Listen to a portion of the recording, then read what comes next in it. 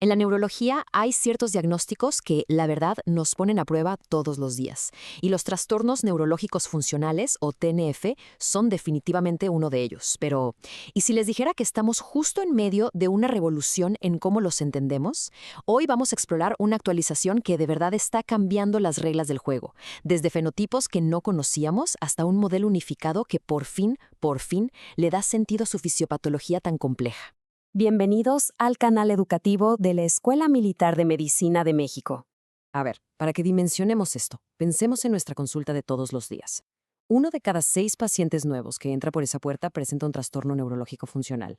O sea, esto no es para nada una rareza, al contrario, es una de las condiciones más comunes que enfrentamos, con un impacto, un impacto enorme en la vida del paciente y, por supuesto, en todo el sistema de salud. Muy bien, esta va a ser nuestra hoja de ruta. Primero, vamos a ver por qué estamos viviendo una nueva era para el diagnóstico de los TNF.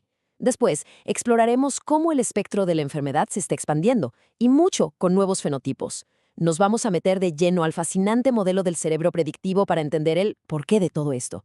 Y finalmente, vamos a aterrizar toda esta información en un enfoque clínico práctico, y sobre todo, en una visión optimista para el futuro de nuestros pacientes. Ok, vamos de lleno con el primer punto. Estamos viviendo, y no es exageración, una verdadera revolución en cómo entendemos los TDA. Históricamente se veían como un diagnóstico de exclusión, ¿no? Pero hoy la idea es completamente diferente. Los vemos como un problema del software del cerebro, o sea, de su funcionamiento, no del hardware, de su estructura. Y lo más importante de todo, se diagnostican por la presencia de signos clínicos positivos. Entonces, para que estemos todos en la misma página, ¿qué es exactamente un TNF? Bueno, pues es una condición con alteraciones motoras, sensoriales o cognitivas que la persona experimenta de forma genuina. Y el punto clave, lo que hay que subrayar, es que se deben a cambios en la función del sistema nervioso, no a un daño estructural. Los síntomas son reales, no son imaginados, ni mucho menos fingidos. Ahora, si vemos la demografía, salta a la vista algo. Hay una preponderancia femenina clarísima, que llega hasta el 80% de los casos. Y si a eso le sumamos una prevalencia de hasta 300,000 personas solo en Estados Unidos, pues queda bastante claro que estamos frente a un problema de salud pública de una escala muy considerable. Este modelo nos ayuda a entender que el TNF no tiene una causa única, sino que es más bien como una tormenta perfecta de factores. Por un lado, tenemos los predisponentes, como la genética o haber vivido adversidades en la infancia. Luego aparece un factor precipitante, que puede ser algo tan concreto como una lesión física. Y finalmente están los factores perpetuantes, como la propia incertidumbre del diagnóstico, que mantienen el ciclo activo. Un punto clave aquí, y hay que ponerle atención. Aunque los estresores psicológicos son comunes, no son un requisito indispensable para el diagnóstico. Ahora sí, vamos a explorar qué tan amplio es este espectro, porque más allá de las manifestaciones que todos conocemos, están surgiendo nuevos fenotipos que nos obligan a ampliar nuestra definición de lo que es un trastorno neurológico funcional. Los dos fenotipos más conocidos son, por un lado, las crisis funcionales, que también se conocen como no epilépticas, y por otro, los trastornos del movimiento funcionales. Las crisis funcionales se distinguen por signos como el cierre de los ojos durante el evento y su larga duración. Aquí, el videoelectroencefalograma es el estándar de oro. Del otro lado, los trastornos del movimiento se caracterizan por su variabilidad y su distractibilidad, que se pueden demostrar con maniobras como el signo de Hoover, basando el diagnóstico directamente en el examen clínico. Pero el espectro del TNF va mucho más allá del movimiento. Ahora nos vamos a enfocar en dos fenotipos que están ganando cada vez más reconocimiento y que son cruciales para la práctica clínica: el mareo postural perceptual persistente y el trastorno cognitivo funcional. El PPPD, por sus siglas, es un trastorno vestibular funcional. Se manifiesta como un mareo crónico o una sensación de inestabilidad, un tipo de vértigo que no es giratorio y que empeora de forma muy característica con la postura erguida, con el movimiento propio o del entorno y con la exposición a estímulos visuales complejos. La verdad es que es una de las causas más comunes de mareo crónico en la clínica. Aquí tenemos los criterios diagnósticos de la Sociedad Varani.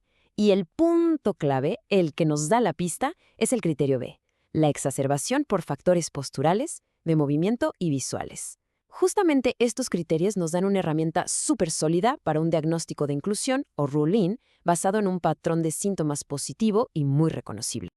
Ahora, pasemos al trastorno cognitivo funcional. Esta es una condición con síntomas cognitivos, como fallos de memoria, donde la característica principal, el corazón del asunto, es la evidencia de inconsistencia interna. ¿Y qué significa esto? Pues que el rendimiento en una misma tarea cognitiva varía muchísimo, algo que no es típico, por ejemplo, en las demencias neurodegenerativas. Igual que con el PPD, los criterios que se proponen se centran en un hallazgo positivo.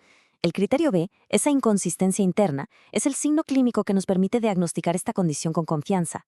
Es esa diferencia entre lo que el paciente reporta en su funcionamiento diario y lo que observamos en el rendimiento o incluso la variabilidad dentro de las propias pruebas. Bueno, ya vimos los síntomas, ya vimos los qué. Ahora es momento de preguntarnos qué está pasando adentro del cerebro. La respuesta nos lleva a uno de los modelos más fascinantes de la neurociencia actual, la codificación predictiva, y cómo se relaciona con el sentido de agencia. Este diagrama puede parecer complicado, pero la idea central es revolucionaria. Pensemos en el cerebro como una máquina de hacer predicciones. Constantemente está generando expectativas sobre lo que vamos a sentir o cómo nos vamos a mover. Esas son las señales feed-forward que vemos fluyendo desde arriba. Al mismo tiempo, recibe información sensorial real del cuerpo, el feedback que sube desde abajo. En un cerebro sano, ambas señales se comparan, y si no coinciden, se genera un error de predicción que actualiza el modelo. ¿Qué pasa en los TNF? Se cree que las predicciones, que están muy influenciadas por la atención y la emoción, son demasiado rígidas. El cerebro le da más peso a lo que espera que suceda que a lo que realmente está sucediendo. Esto lleva a una percepción alterada y a la pérdida del sentido de agencia, o sea, esa sensación de que los movimientos o los síntomas ocurren sin nuestro control voluntario. Para resumirlo, los mecanismos clave incluyen, primero, un sentido de agencia anormal que está ligado a la disfunción de la unión temporoparietal derecha. Segundo, una ponderación excesiva de las expectativas previas. Tercero, una hiperactividad del sistema límbico, lo que explica la fuerte influencia de la emoción. Y cuarto, un procesamiento anómalo de las señales interoceptivas que vienen del cuerpo.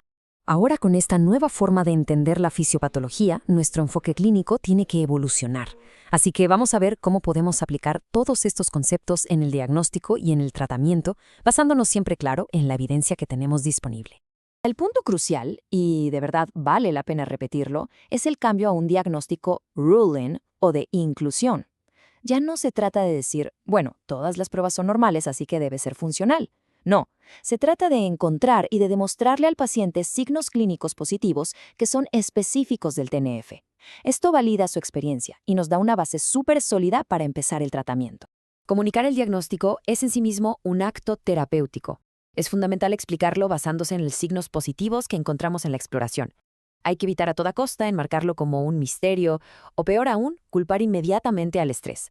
Proporcionar información clara y un plan de seguimiento es absolutamente esencial para construir una buena alianza terapéutica. El tratamiento más efectivo es multidisciplinario y, por supuesto, individualizado. Todo empieza con la educación. La terapia física es clave, ya que utiliza la distracción para, digamos, reentrenar los patrones motores. La terapia psicológica, como la TCC, ayuda a modificar los factores que perpetúan los síntomas. Y finalmente, el manejo médico se enfoca en tratar las comorbilidades y en optimizar la medicación. Y cerramos con una reflexión. Esta nueva era de los trastornos neurológicos funcionales nos enseña algo muy poderoso, que un diagnóstico bien explicado, basado en signos positivos y que ofrece un modelo que el paciente pueda entender, no es el final del camino.